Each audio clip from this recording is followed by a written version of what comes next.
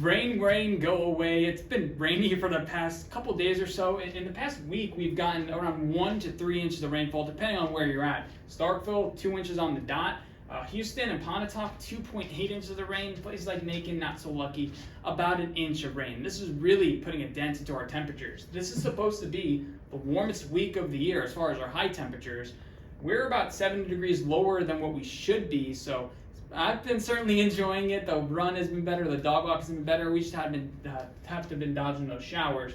But as you can see, I'm expecting a pattern change soon. It begins this weekend. So first day, it's going to be very similar to what we've been seeing, upper 80s for high temperatures. A good chance for storms in the afternoon. But Sunday, I do think that rain will push out, and that will allow our temperatures to get into the lower 90s for the first time in a week. So definitely uncommon, but as you can see, the extended temperature outlook as we head into August, we're expecting below average or actually near average high temperatures. So the heat, the warm up doesn't look like it's going to come so soon. Well, as we wrap up the month of July and head into the month of August, we really start to pay attention and look toward the tropics for tropical developments. The tropics are somewhat starting to heat up. We're starting to see some signs out there that we could be in for the busiest part of the season as we go into August and September. As we take a look at tropical formation probability within next week, so this is July 31st to August 6th, we're highlighting areas near the Caribbean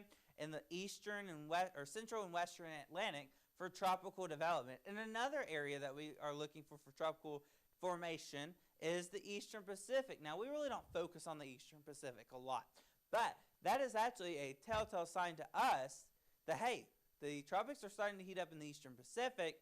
Then that could move eastward in our tropics here in the Caribbean and Atlantic, could also start to come alive after we kind of have a little quiet season over the past couple of weeks. Now, tropical formation probably for next week, this is the week 3, August 7th through the 13th. We are still highlighting the central and far western Atlantic and portions of the Caribbean for tropical development. And we're actually watching some things right now. Could it survive the Saharan dust out there? And that's really one thing we've got out there right now that's keeping this tropical activity kind of suppressed and on the low is the Saharan dust. That will start to go away, and that will be an area, things that we'll need to watch is these kind of waves coming off the coast of Africa. Could they develop with that Saharan dust around? We're watching one wave right now, but we'll talk about that here in just a minute. But as we look into August, what are normal, kind of like favorable and most likely areas of formation within tropical storms? You really get kind of the east, just off the east coast is one area that kind of more favorable than some areas of the for tropical development. And then you really watch the central and western Atlantic just off the coast of Africa. That's another really high potential, high likelihood area of tropical formation as we go into August. Now, technically, we're all on play. Even the Gulf and the Central and Western Caribbean is on play for tropical development. We just have a few areas that have higher probabilities of tropical development in August. Hurricanes, kind of the same areas, between Bermuda and the East Coast is one area that has a high favorable area of hurricane formation within August. And of course, you see back into the central, western, and portions of the Caribbean for hurricane development. Now, new things that's going to start coming out within the next 3 weeks from the National Hurricane Center starting August 15th is we're going to see some modifications to their forecast cone that you see here at home. And one thing is they're going to change from just doing coastal areas under watches and warnings to now inland areas. As you can see, we'll kind of use this as a two-parter here. If you look toward the coast of Africa, you see just the immediate coastline is highlighted for tropical storm warnings. But as you look toward Florida, so the coast of Cuba, that's old, that's old forecast cone. The new forecast cone starting August 15th will start to look more like this, like it is in Florida.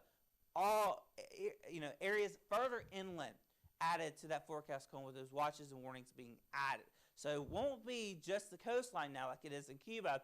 It will be now further in areas inland, as you can see through a good portion of Florida. Now this is Hurricane Ian, but they just use this as a prototype, an example to kind of show us as broadcasters, hey, this is what the new cone is going to look like starting August 15th. Now, we're watching the tropics, as I said, One thing we look for is, again, is that uptick in activity in the Eastern Pacific, which we are starting to see.